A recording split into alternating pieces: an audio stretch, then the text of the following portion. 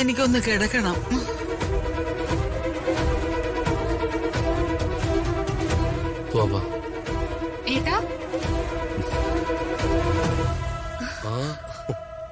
രാജോട്ടാ,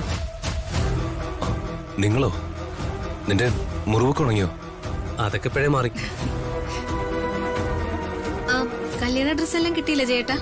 എല്ലാം കിട്ടി. ഇനി രാവിലെ പൂക്കടയിൽ പോയി പൂമാലകളെ വാങ്ങിച്ചാൽ മതി.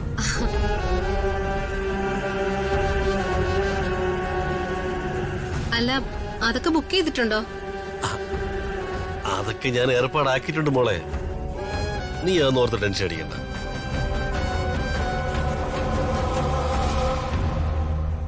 രാജോട്ടാ, എന്താടാ? ഒത്തിരി നന്ദിയുണ്ട് രാജോട്ടാ. എന്തിന്? എന്തൊക്കെയാടാ നീ പറയുന്ന? രാജോട്ടൻ ഒരു വലിയ മനസ്സിന്റെ ഉടമയാ. എന്റെ എല്ലാ പ്രശ്നങ്ങളും പരിഹരിക്കപ്പെടും. അതിന് കാരണക്കാരൻ എന്റെ രാജുവേട്ടനാ.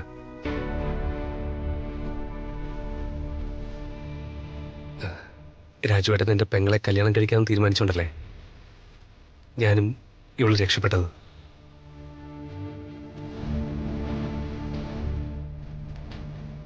എടാ അനിയ ഹനീഷെ, നമ്മുടെ അളിയനെ മനസാക്ഷിയും സ്നേഹമുള്ളവരാ. ഇഷ്ടമല്ലായിരുന്നിട്ട് കൂടി അളിയനമ്മയെ കല്യാണം കഴിക്കാൻ സമ്മതിച്ചില്ലേ?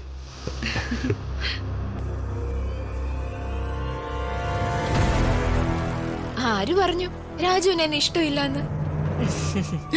ദേ ജയേട്ട, ഇല്ലാത്ത കാര്യമൊന്നും പറഞ്ഞു പരത്തല്ലേ. ഞാനും രാജുവും കൂടി കുട്ടിക്കാലം മുതലുള്ള ബന്ധമാ. രാജുവിന്റെ മനസ്സിൽ ഞാനും എന്റെ മനസ്സിൽ രാജുവെന്ന് അന്നേ ഇരിപ്പുറപ്പിച്ചതാ. ഇവര് കർക്കടക്കായയിലെ കളിവെള്ളം ഓടിച്ചും കണ്ണാൻ ചിരട്ടയിലെ കഞ്ഞിയും കറിയും വെച്ച് വളർന്നവരല്ലേ?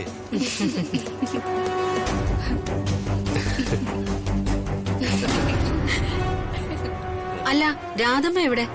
ഇവിടെ ഉണ്ട്.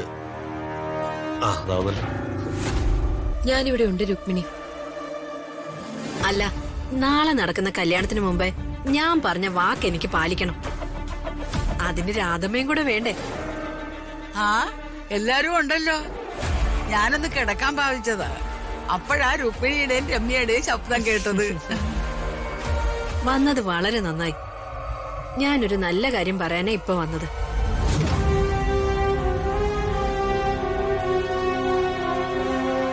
നാളെ രമ്യയും രാജുവും തമ്മിലുള്ള കല്യാണം നടന്നു കഴിഞ്ഞാൽ ഉടൻ തന്നെ ഞാൻ എന്റെ മരുമകളായിട്ട് ശ്രീയെ അംഗീകരിക്കും, വീട്ടിൽ കൊണ്ടുപോകും.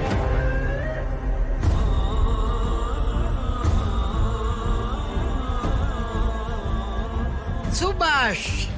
സുഭാഷ് അല്ലമ്മേ, സബാഷ്.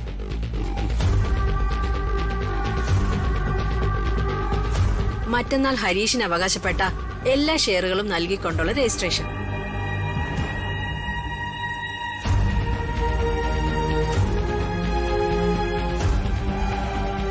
അപ്പോ അതിനോടൊപ്പം ആ വീട് എനിക്ക് എഴുതി തന്നതിന്റെ രജിസ്ട്രേഷൻ ഡൺ. പിന്നെ ഞാനൊരു ചുക്കും ഇവർക്ക് കൊടുക്കില്ല. കോടാലി.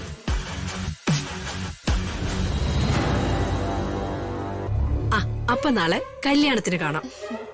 വാ രമ്യേ. അയ്യോ രുക്മിണി, ഒരു സംശയം. എന്താ ജയന്റെ അമ്മേ?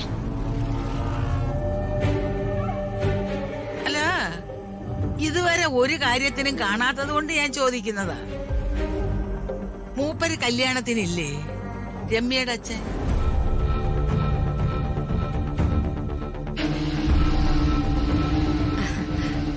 അങ്ങേരനോട് പിണങ്ങി നടക്കോ? പിണക്കോ? എന്താ കാര്യം? അതൊക്കെ അങ്ങേർക്കേ അറിയൂ. ഇതാ ചില അലവലാദികളായ ഭർത്താക്കന്മാരുടെ കുഴപ്പം.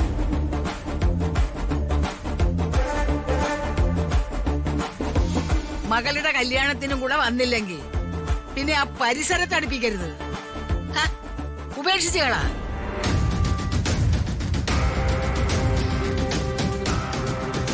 ഇതേ വേഗം വിവാഹമോചനം നേടിയെടുക്കൂ. നീ വാ രമ്യ.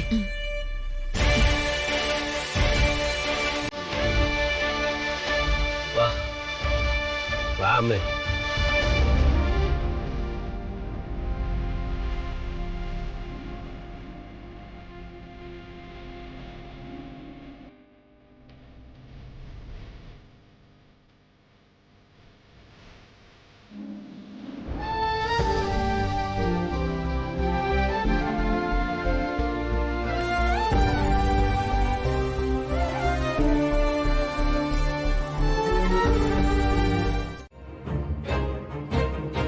ആ രാജു ഉണ്ടല്ലോ, അവൻ ഒന്നാന്തരൊരു തേപ്പുകാരനാ. അവൻ നിന്നെ അക്ഷരം പ്രതി വഞ്ചിക്കുക. രാജു ആരെയും വഞ്ചിക്കില്ല. നീ അവനെ വിശ്വസിച്ചോ, പക്ഷേ അവൻ നിന്നെ ചതിക്കും. നാളെ നീയും രാജുവും തമ്മിലുള്ള കല്യാണമൊന്നും നടക്കാൻ പോകുന്നില്ല. അമ്മായിക്ക് ചേച്ചിയോട് ദേഷ്യം ഉണ്ടെന്ന് കരുതി എന്തും പറയാന്ന് കരുതരുത്. ചിലക്കാൻ നിക്കടി. ഈ തറവാടേ എന്റെയും കൂടിയാ. ഇവിടെ ഒരു നാണക്കേട് വന്നാ അതെന്നെയും കൂടി ബാധിക്കും. അതിനാണോ അമ്മായി നുണയൊക്കെ പറയുന്നത്? നോണയോ? നോക്ക്,